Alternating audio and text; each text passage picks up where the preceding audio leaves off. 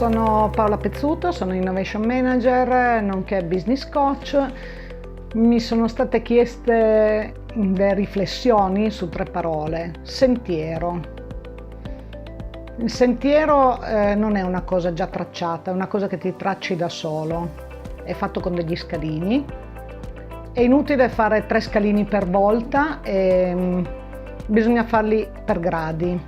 Però bisogna aver chiaro dove si vuole andare. Forse al giorno d'oggi si corre sempre e molte volte non è chiaro l'obiettivo di dove si sta correndo. E la formazione, le consulenze dovrebbero tendere di più a focalizzare le persone proprio su dove vuoi veramente andare, che cos'è che ti fa muovere verso questa meta che vuoi raggiungere. Poi una volta che ho definito la meta comincio ad ampliare gli orizzonti della meta, quindi vedo anche tutto quello che sta intorno alla mia meta e nel frattempo amplio anche le mie conoscenze di base in modo da avvicinare di più il punto di partenza dove sono e il punto di arrivo, in modo che poi gli scalini da fare sono sempre di meno. Per fare questo percorso sicuramente hai bisogno di acquisire consapevolezza. La consapevolezza ce l'abbiamo tutti all'interno e dobbiamo solo riscoprirla.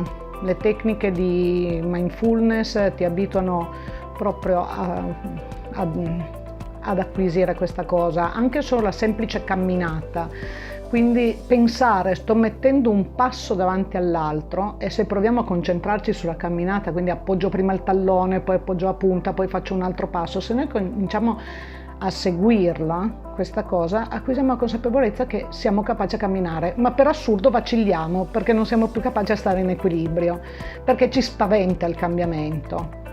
Però più acquisiamo consapevolezza e più il cambiamento ci risulterà efficace.